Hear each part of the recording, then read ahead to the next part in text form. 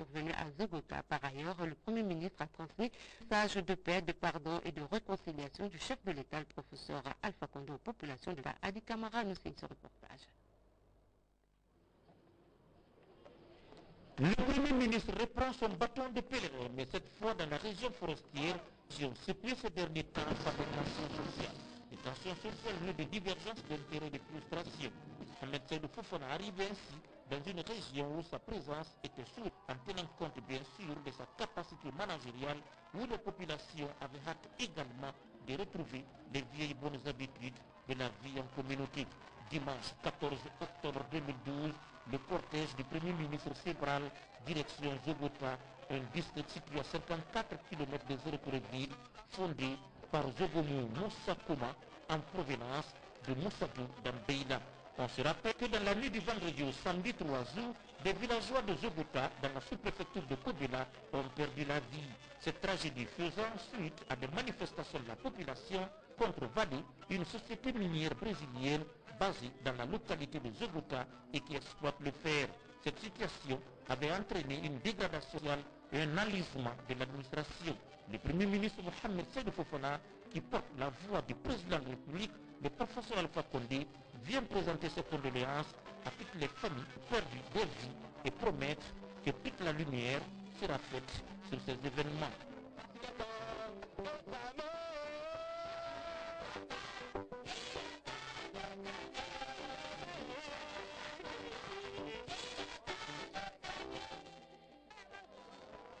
Zogota a ainsi accordé un accueil chaleureux au Premier ministre et à la délégation qui l'accompagnait. Jeunes, sages et femmes sont sortis massivement pour exprimer leur volonté de transcender les difficultés existentielles et d'aller fièrement et hardiment vers la réconciliation, le pardon et la solidarité. Nous avons compris que nous ne sommes pas isolés. Nous avons été victimes d'événements très douloureux. Nous avons pris l'engagement de suivre le gouvernement. Nous voulons voir réellement la suite de ce problème.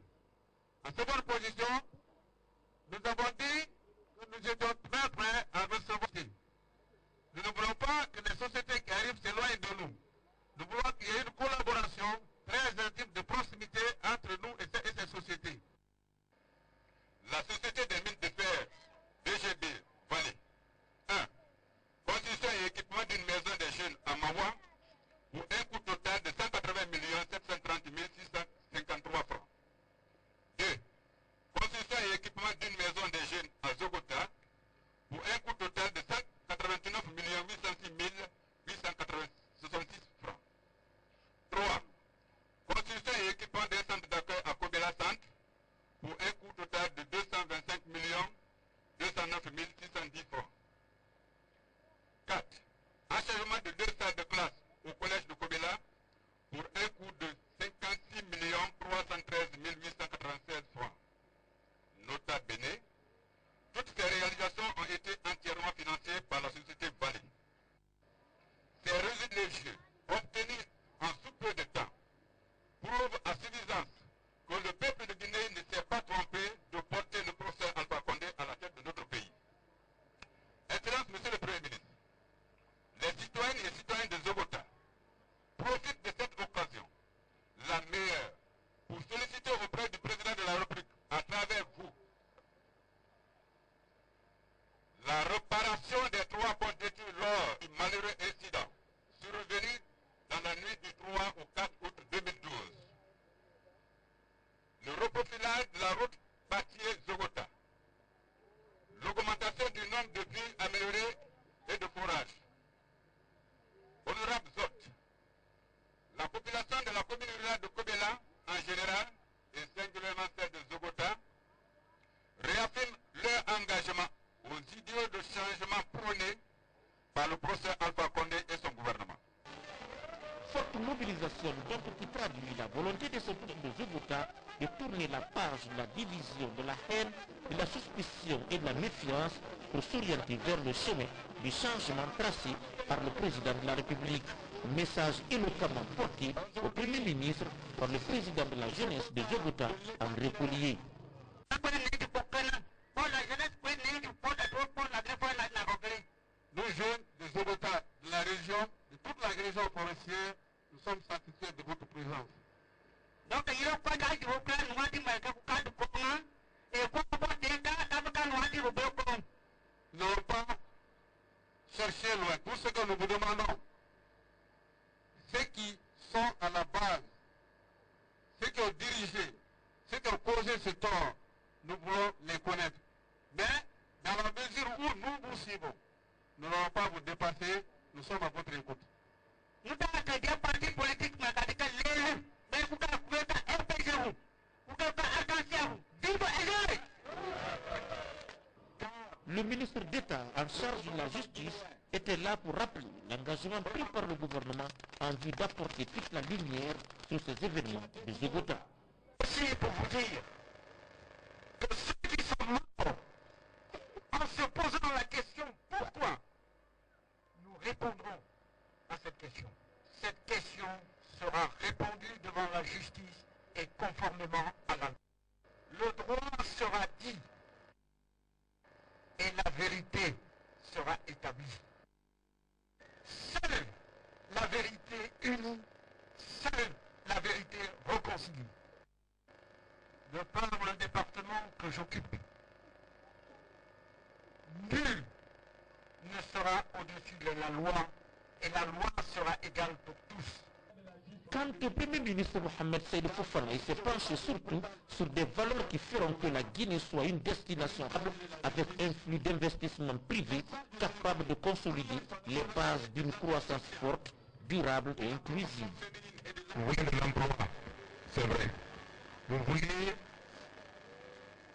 être votre autopromotion, c'est vrai. C'est un devoir de l'État de le faire. Mais il faut qu'il y ait un État fort. Mais quel que soit le cas de figure, il faut donner les moyens de vous aider à le faire. Ça, c'est extrêmement important. Mais cela ne peut pas se faire sans la paix, l'entente et l'unité nale. Il faudrait qu'ici, nous respirons l'air de paix. L'appel que je vais vous lancer aujourd'hui, jeunesse de Zogota, c'est de comprendre que la Guinée est dans un monde qui évolue. Le gouvernement seul ne peut rien faire. Il faut qu'il fasse à des étrangers. Il y a 1000 ans que nous sommes assis sur ces montagnes qui sont pleines certainement de trésors. Or, nous nous végétons dans la pauvreté. Si nous n'extrayons pas les richesses qui sont dans ces montagnes, nous ne pouvons pas faire ce que nous voulons faire. Alors il faudrait que, quel que soit le pays, je l'ai dit hier, les États-Unis eux-mêmes, c'est un pays d'immigration. Chacun de vous a entendu que les États-Unis sont le pays le plus proche. Il y a de l'argent, il y a des buildings, il y a tout. Mais ce n'est pas les Américains seuls. Qui s'appelle Américains? C'est les Américains qui étaient là-bas. Il a fallu que les Écossais, les Irlandais, les Français, les Anglais, les Mexicains et même les Africains viennent là-bas pour travailler pour que les États-Unis soient aujourd'hui la plus grande puissance au monde. Donc, si nous voulons que les investisseurs internationaux viennent chez nous, parce que c'est eux qui doivent aider le gouvernement à créer des usines, à faire des routes, à faire ceci, à faire cela, à créer de l'emploi pour la jeunesse. Si nous voulons qu'ils viennent, il faudrait que nous fassions moins de bruit. C'est la vérité que je voudrais vous dire, mes chers frères. Si nous voulons, comme nous avons atteint le point d'achèvement, parce que aujourd'hui vous avez entendu que nous avons atteint le point d'achèvement, ça veut dire qu'on est sorti de ce trou. Le créancier là dont je vous parlais, maintenant, nous allons prêter à la Guinée de l'argent. Non seulement ce que nous devions, nous allons renoncer à une bonne partie de ça, mais les injustices qui nous ont été faites, les recrutements fantaisistes, les recrutements à l'emporte-pièce, du favoritisme qui s'est passé, nous l'avons tout compris. Nous allons y mettre fin et régler ces problèmes. Mais vous et nous créons les chances pour que ces sociétés acceptent de revenir. Sinon, où est-ce qu'on va prendre ces emplois pour vous? Toutes les ambitions que le président a pour vous resteront lettres mortes. Le seul budget ne la guidera pas. Voilà pourquoi je vous demande de mettre la balle à terre. On a le courage de l'identité, comme vous avez tout à l'heure le courage d'exprimer ce que vous souhaitez. Nous vous avons compris. Vous avez été victime d'injustice. Mais je dois vous dire, mais même là aussi, vous n'êtes pas le seul. Vali a investi beaucoup d'argent chez lui, mais là-bas au Brésil.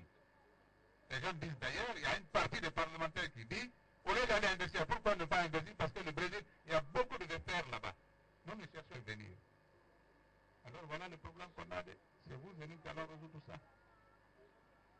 nous allons nous dire pardon, mais aussi chercher à rassurer ces gens-là. Nous voulons plus, nous voulons vivre comme on était avant. Alors le gouvernement, n'est-ce pas, s'adapte et travaillera dans un autre sens, dans un autre esprit. Mais je dois vous dire la vérité. Mettons la balle à terre. Mettons la balle à terre. L'homme est la mesure de toutes choses. Nous ne tolérerons plus que quelqu'un se lève un jour, il prenne le fusil, il prenne le sabre, il va attaquer quelqu'un pour se faire justice. Surtout pour attenter à la vie des êtres humains. Quel que soit le cas de figure, un gouvernement est fait pour résoudre ces problèmes. La Guinée est trop petite dans le monde. Guinée-Corée est une partie de la Guinée. Ce village est une partie intime de la Guinée. Nous ne pouvons pas ne pas pouvoir gérer tous les problèmes ici. Si quelqu'un vous l'a dit aussi, il se trompe. L'appel pour les morts organisés par les sages et la jeunesse de Zogota et villages environnants dirigés par le pasteur Kouliada et le recueillement sur les tombes des disparus ont les temps forts de cette cérémonie. Avant d'arriver à Zogota, la mission gouvernementale conduite par le premier ministre chef du gouvernement avait tenu à rendre visite à la population de Kouli qui ne ménage aucun effort pour la stabilité dans la région forestière. Gaba est 100% RPG. 100% Nous avons apprécié à sa juste valeur le fait que vous ayez tenu à nous recevoir et votre soutien au président de la République, le professeur Alpha Condé. Mais je tiens particulièrement à remercier les doyens et la population de Koulé pour ce qu'il a fait dans la gestion de la crise, de l'incident que nous venons de traverser. Les efforts qui ont été déployés par les populations de Koulé, par les stars et les doyens, la solution pacifique du conflit ont été rapportés fidèlement à l'autorité et à l'ensemble du gouvernement. Nous tenons à vous remercier et à vous exhorter à continuer sur cette voie. Nous souhaitons que votre exemple inspire d'autres localités de la République de Guinée, pour qu'ensemble on puisse vivre en paix chez nous. Voilà une démarche sur la région forestière profondément attachée aux valeurs sociales, traditionnelles et religieuses, le tout dans une sagesse renouvelée basée sur la solidarité et le pardon. Et puis, le ministre directeur de cabinet responsable de l'unité de gestion a l'honneur de porter à la connaissance des dessous cités qu'il organise le mercredi 17 octobre 2012 à leur intention un atelier destiné à mettre à jour les informations relatives à la conduite de la réforme du secteur de la sécurité à 9h à Nourrisson. Monsieur le ministre d'État à la Justice, garde des Sceaux, Monsieur le ministre délégué à la Défense nationale, deuxième vice-président du comité d'organisation, Monsieur le ministre de la Sécurité et de la Protection civile, Monsieur le ministre de l'Environnement, Monsieur le ministre lié au budget, Madame le ministre de la Fonction publique. Vu l'importance de l'ordre du jour, la présence de chacun et de tous est vivement souhaitée. Ce communiqué est signé de Dr Mohamed Djani, ministre directeur de cabinet à la présidence de la République. Le nouveau ministre des Affaires étrangères a pris fonction ce lundi. François Lucien Fall est désormais le chef de la diplomatie guinéenne. La passation de service avec le ministre sortant qui lui rejoint le département de la Santé s'est déroulée en présence de plusieurs membres du gouvernement et de notre reporter Moussa Komara. Après 20 mois à la tête de la diplomatie guinéenne, Dr Edouard Nyankwe Lama passe à François Lucien Fall, en présence de plusieurs membres du gouvernement et institutions républicaines. Pour le ministre sortant, tout comme le secrétaire général du gouvernement, la diplomatie guinéenne s'est portée avec l'arrivée de celui qu'ils appellent diplomate chevronné.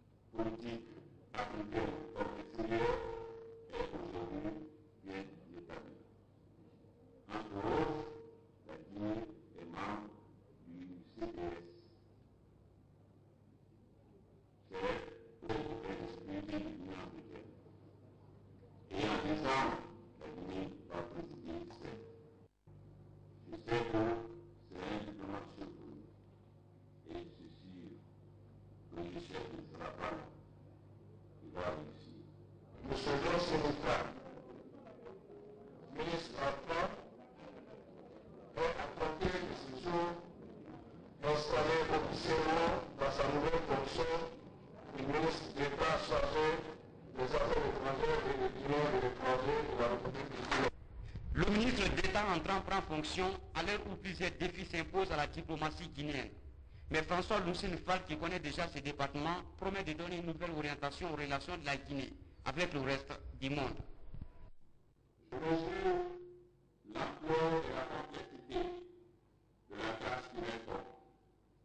Nul besoin de souligner la profondeur des mots qui gangrènent les paralyses de notre appareil diplomatique.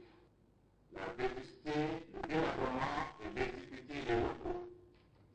Le manque de ressources humaines, la pléthore des effectifs, la délocalisation du personnel d'éléments d'affaires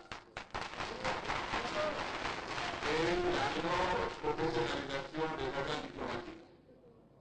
L'activement du personnel du département central pour matérialiser la politique de changement initiée par le chef d'État, honorer l'image de la Guinée dans le monde et assurer son retour sur la scène internationale nous serons donc amenés à engager une série de réformes en vue d'une plus grande rationalité et efficacité.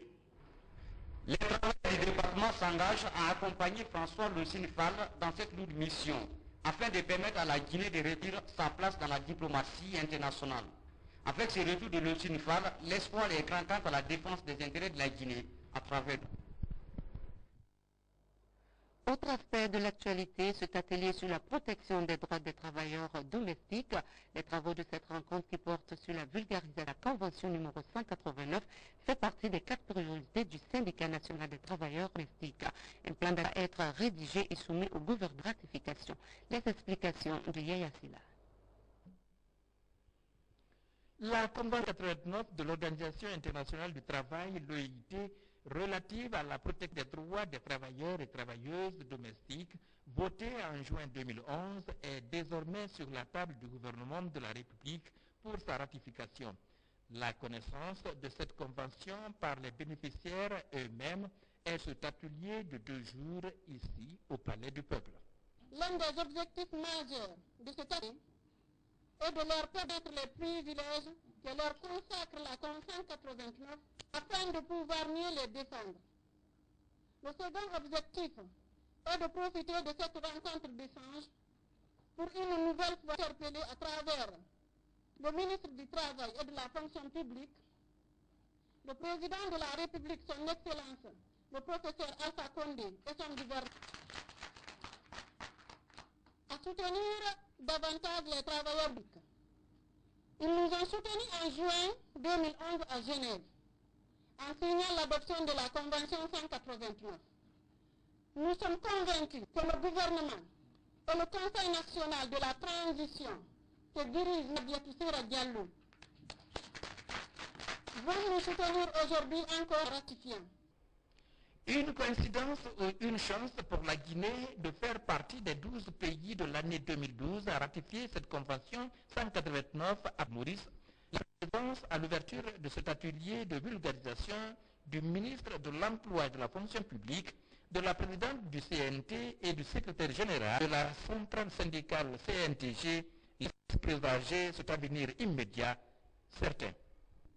Et je fais côte à côte exactement comme ça avec Madame la ministre qui est présente ici.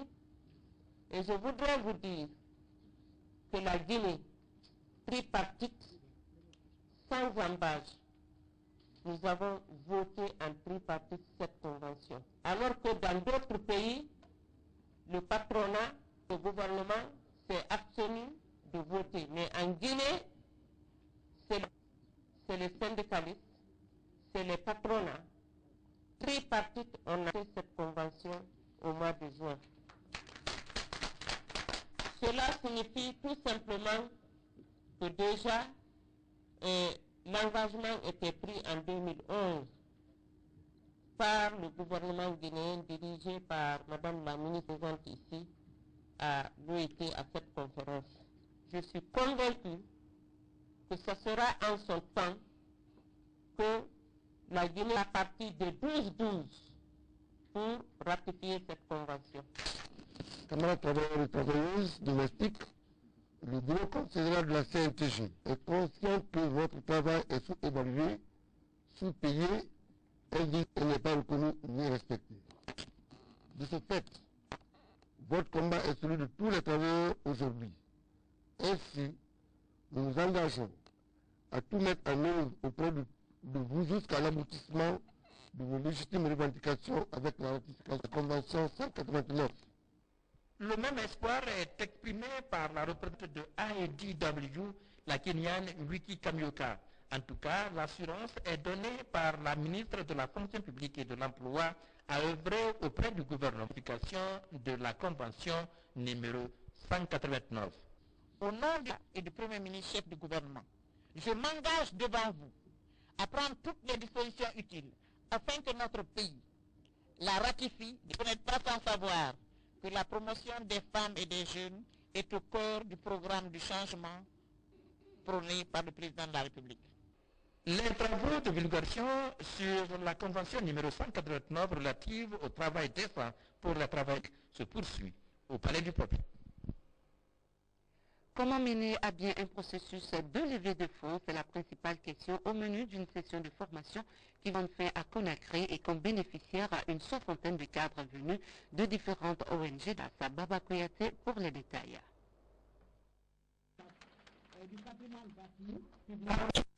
De formation théorique et pratique dans la technique, l'Académie de leadership communautaire a procédé à la remise des diplômes aux enseignants venus de 72 ONG. Une formation au cours de laquelle des thèmes comme la gouvernance, la mobilisation des ressources, le pouvoir de communication, maîtrise du sujet ont été au cœur des préoccupations.